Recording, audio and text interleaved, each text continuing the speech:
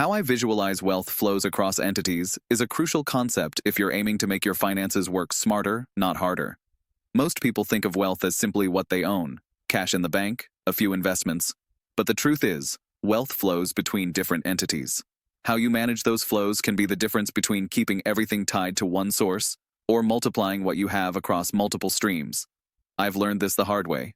Early in my career, I tried to optimize everything through a single entity, a single stream.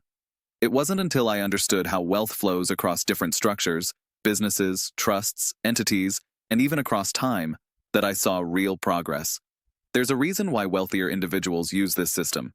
It keeps the cash flow moving. And today, I'm going to break it down for you, so you can start doing the same thing. First, let's talk about the concept of wealth distribution. I'm sure you've heard of wealthy families or successful entrepreneurs using different companies to hold their assets, but why does this work? The key is separating your wealth into specific buckets, entities that do specific things and work with each other, but each also has its own purpose. Whether it's a holding company, a real estate investment trust, or even a family trust, each one has a different function. The purpose of doing this is twofold. First, it protects your assets from legal risks. If one entity faces a lawsuit, the other assets aren't directly impacted. Second, it allows you to optimize tax efficiency. Different entities are taxed differently. By strategically placing certain assets in specific structures, you can reduce your overall tax burden. This is something I implemented in my own portfolio and saw immediate benefits. Now, for the second reason, you want to think about cash flow optimization. When I started thinking about wealth as a flow, I realized that it's not just about saving money, it's about letting it work for you.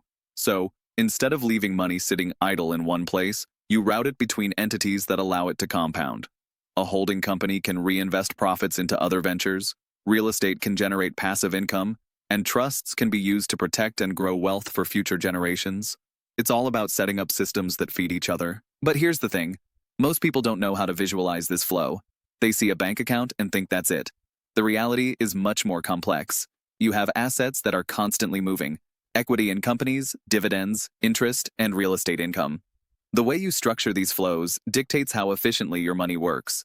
When you can see this flow across entities, you start seeing opportunities to optimize where your capital should be placed. At this point, I know you're probably wondering how you can start doing this for yourself. You don't need to be a billionaire to use these strategies, but you do need to be strategic.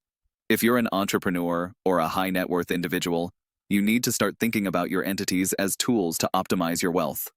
Get familiar with the tax advantages each one offers and use them to your advantage. Now, there's something really important I need to mention that will completely change the way you look at wealth flows, and that is timing. Timing is just as important as the entity structure itself. You need to know when and how to move money between entities. If you're too quick, you might face penalties. Too slow, and you're not taking full advantage of the opportunities available. I've seen this firsthand, having worked with some of the top financial advisors and lawyers in the field. You want to be sure that you're optimizing the flow at the right moments. Before I wrap up, let me be clear about something. Unlike other videos out there that might have affiliate commissions tied to certain products or services, this video isn't incentivized by anyone. I'm here to give you value without trying to sell you anything.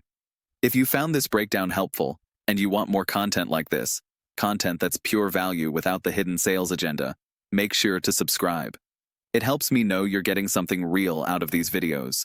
If you want to dive deeper into how wealth flows across entities, stay tuned for the next video, where I'll break down some real-world examples of this in action.